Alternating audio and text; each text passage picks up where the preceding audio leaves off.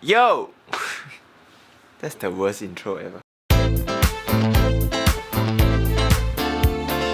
Hi guys, I'm back from New Zealand. Yep, it was a long trip. I did quite a few crazy stuff, like...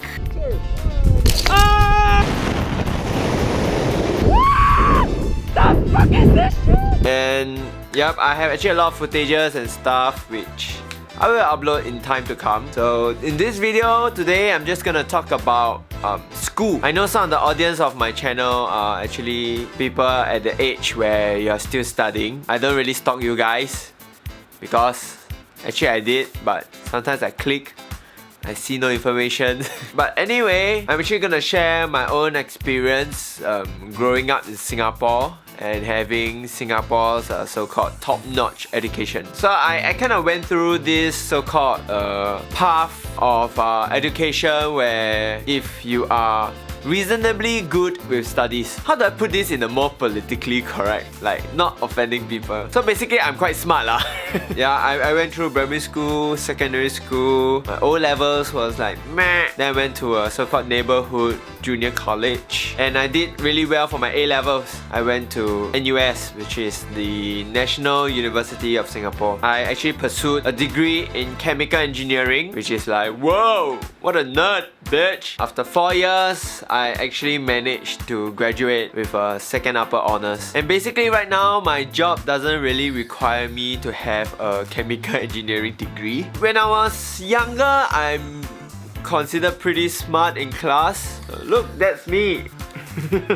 Look how hard puberty has hit me. I was first in class, and then I was second in class. And I always get this: Kenneth is a helpful boy who needs to be more attentive in class. Kenneth needs to talk less and pay more attention in class. He's capable of producing more quality work when he is more attentive in class. Kenneth should pay more attention. But fuck this shit! Obviously, when I was a student, I talk a bit too much. You know, as the curriculum gets harder, you realize that, you know, just having a bright mind is not enough. You need to really study, memorize stuff in order to do well in school. I think the hardest part about all this education is when I got into university. People's experience in university differs quite a bit, and I'm at the end where I had to work really hard and study really hard to get the grades that I had back then. I chose chemical engineering not because I found it interesting, because I kind of like didn't know what I really want to do, and chemical engineering was kind of like a safe bet. With honors, you actually take 4 years to graduate. For every academic year,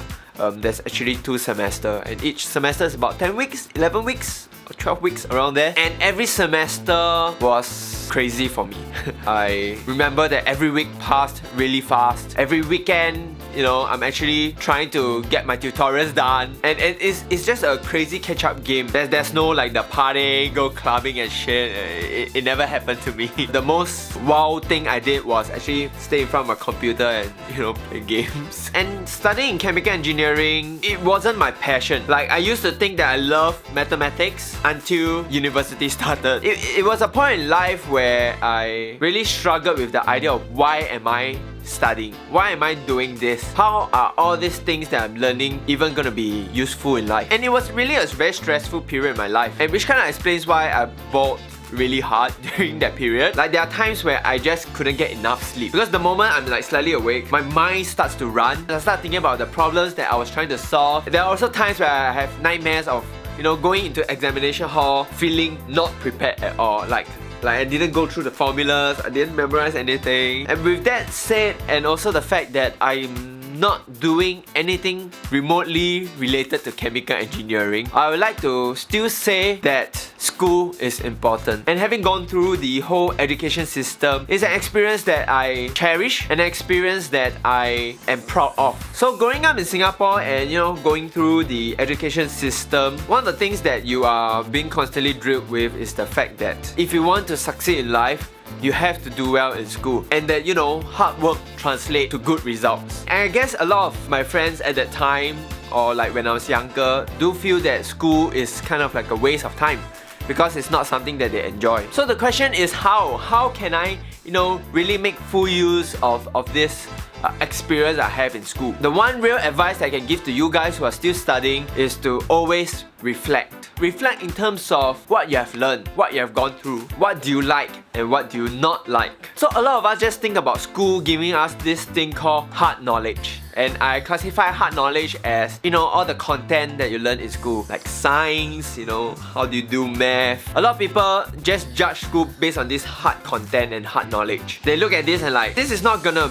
be useful for the rest of my life. A lot of people think that I'm wasting my degree by going to a job that doesn't require a chemical engineering degree. I have to so-called make full use of my degree and pursue the job or the area which is niche to what I've learned. I want to remind people that school is not just about the hard knowledge. A big aspect of learning in school is the soft skills, and it's a journey about learning about who you are and what you like. And I think all of us should take some time and sit down and look at what are the soft skills that I've gained out of this experience. Analytical skills, your ability to problem solve, or perhaps you are really good at talking and you're able to give presentations really well. The thing about results is, yes, it doesn't really matter in the long run, but it really irks me when people start to bring out examples like Bill Gates, maybe like Steve Jobs. They did not even graduate from college. And then, they are able to be so successful. Bitch, please. These people don't just sit around and wait for things to happen. If you look at what they have done right after they, drop out from college and stuff, they worked really hard at chasing what they believe in. And the ironic part about these people bring out this example is they don't follow through the story, They just focus on the fact that they drop out of college and they are able to be successful, and they assume that, I can do the same. Bitch, if you are not doing anything else, you better go and study properly. Having more education is not harmful unless you already know what you want and you're willing to work really hard for it. Everything that I've said, whether it's coherent or not, it only boils down to one thing.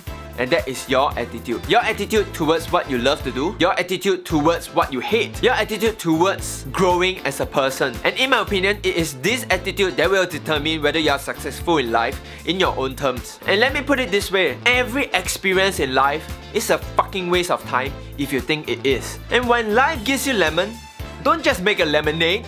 You eat the shit out of it.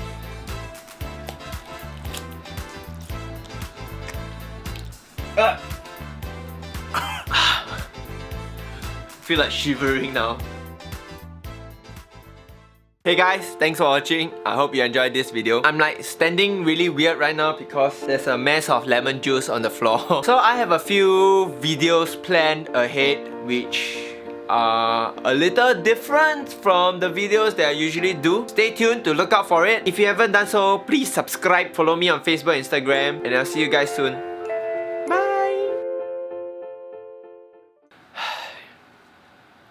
Who the fuck does this?